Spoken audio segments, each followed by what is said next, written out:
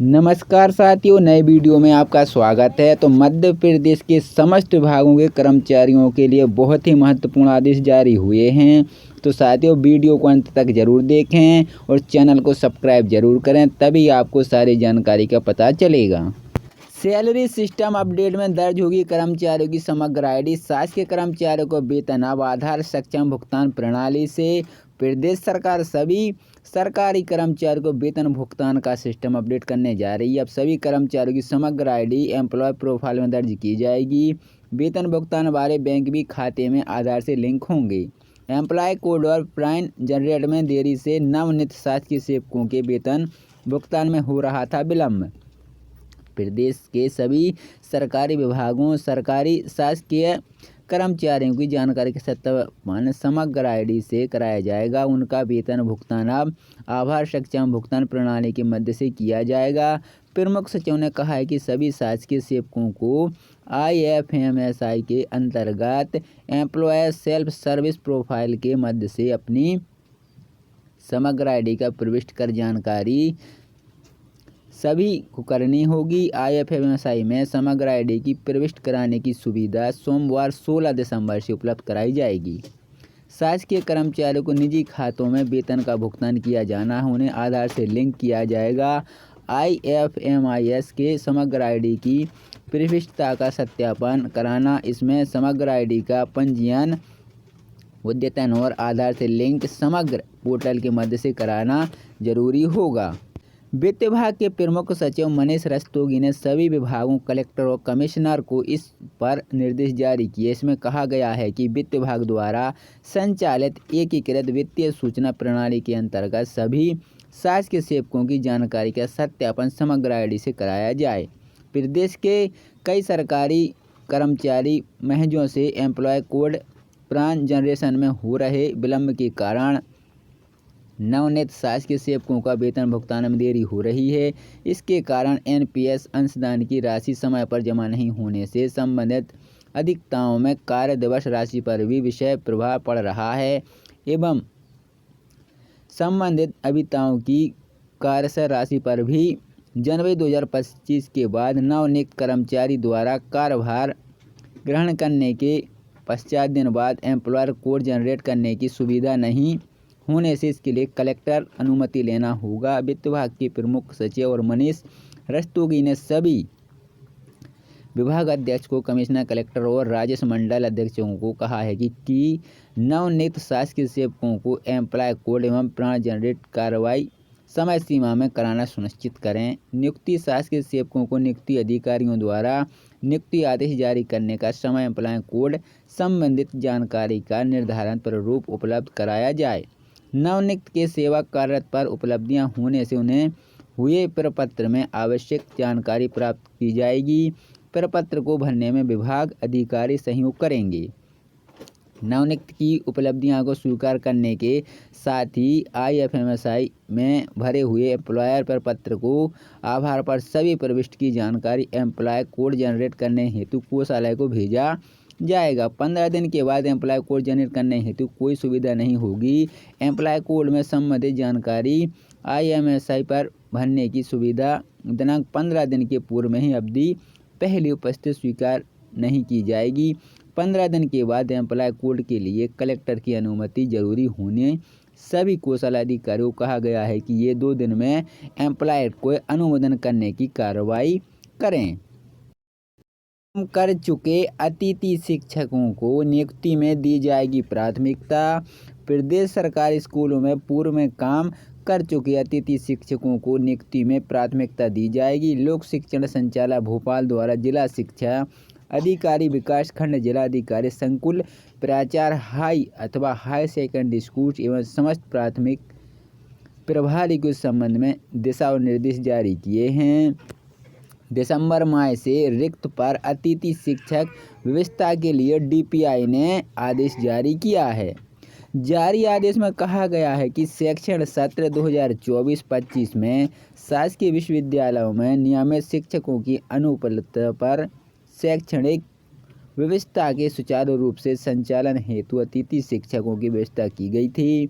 वर्तमान में अधिकतम विद्यालयों में पूर्व से कार्यरत एवं शाला विकसित चयन के मध्य से अतिथि शिक्षकों की व्यवस्था की जा चुकी है।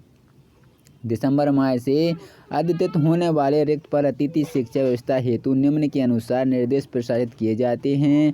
अतिथि शिक्षक आमंत्रण हेतु पोर्टल पर शाला प्रभारी के लॉगिन पर शाला प्रभारी के लॉगिन पर विकासखंड पैनल की मेरिट सूची उपलब्ध कराई है। विद्यालय ने रिक्त पद के विरुद्ध अतिथि शिक्षकों की आवश्यकता होने पर निम्नानुसार कार्रवाई की जाएगी। विद्यालय में किसी रूप से कार्य किए रहे हैं तथा आवेदन का नाम विकासखंड की पैनल सूची में है तथा उस पर विषय का पद रिक्त होने पर उस आवेदन को प्राथमिकता के आधार पर उसी विश्वविद्यालय में आमंत्रित किया जा सकेगा। यदि शासकीय कर्मचारियों को वेतन अब आधार सक्षम भुगतान प्रणाली से प्रदेश सरकार सभी सरकारी कर्मचारियों को वेतन भुगतान का सिस्टम अपडेट करने जा रही है। अब सभी कर्मचारियों की समग्र आईडी एम्प्लॉय प्रोफाइल में दर्ज की जाएगी। वेतन भुगतान वाले बैंक भी खाते में आधार से लिंक होंगे। एम्प्लॉय कोड और प्राइन जनरेट में देरी से नवनियुक्त शासकीय सेवकों के वेतन भुगतान में हो रहा था विलम्ब।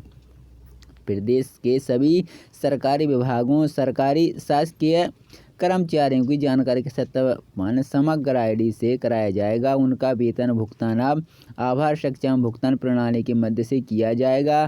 प्रमुख सचिव ने कहा है कि सभी शासकीय सेवकों को IFMSI के अंतर्गत एम्प्लॉय सेल्फ सर्विस प्रोफाइल के मध्य से अपनी समग्र आईडी का प्रविष्ट कर जानकारी सभी को करनी होगी। IFMSI में समग्र आईडी की प्रविष्ट कराने की सुविधा सोमवार 16 दिसंबर से उपलब्ध कराई जाएगी। शासकीय कर्मचारियों को निजी खातों में वेतन का भुगतान किया जाना है। उन्हें आधार से लिंक किया जाएगा। IFMIS के समग्र आईडी की प्रविष्टता का सत्यापन कराना, इसमें समग्र आईडी का पंजीयन, अद्यतन और आधार से लिंक समग्र पोर्टल के मध्य से कराना जरूरी होगा। वित्त विभाग के प्रमुख सचिव मनीष रस्तोगी ने सभी विभागों कलेक्टर और कमिश्नर को इस पर निर्देश जारी किए। इसमें कहा गया है कि वित्त विभाग द्वारा संचालित एकीकृत वित्तीय सूचना प्रणाली के अंतर्गत सभी शासकीय सेवकों की जानकारी का सत्यापन समग्र आईडी से कराया जाए।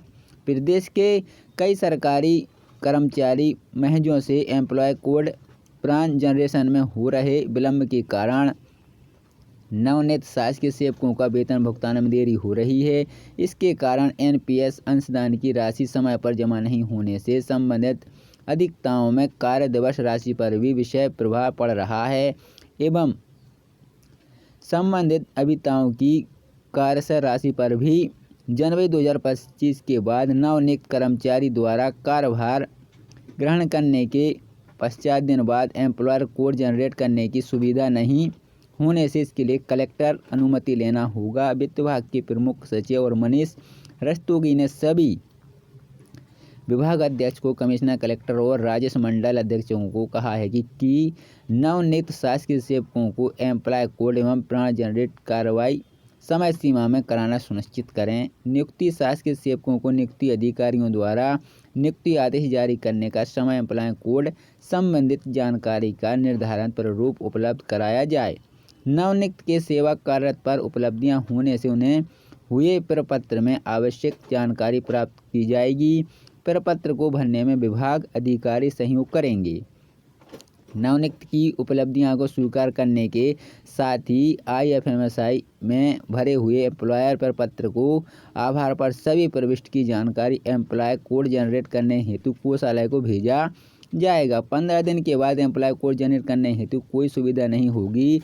एम्प्लॉय कोड में संबंधित जानकारी IMSI पर भरने की सुविधा दिनांक 15 दिन के पूर्व में ही अवधि पहली उपस्थित स्वीकार नहीं की जाएगी। 15 दिन के बाद एम्प्लॉय कोड के लिए कलेक्टर की अनुमति जरूरी होने सभी कोषालय अधिकारियों को कहा गया है कि ये 2 दिन में एम्प्लॉयर को अनुमोदन करने की कार्रवाई करें। कर चुके अतिथि शिक्षकों को नियुक्ति में दी जाएगी प्राथमिकता। प्रदेश सरकारी स्कूलों में पूर्व में काम कर चुके अतिथि शिक्षकों को नियुक्ति में प्राथमिकता दी जाएगी। लोक शिक्षण संचालक भोपाल द्वारा जिला शिक्षा अधिकारी विकासखंड जिलाधिकारी संकुल प्राचार्य हाई अथवा हाई सेकेंडरी स्कूल एवं समस्त प्राथमिक प्रभारी के संबंध में दिशा और निर्देश जारी किए हैं। दिसंबर माह से रिक्त पर अतिथि शिक्षक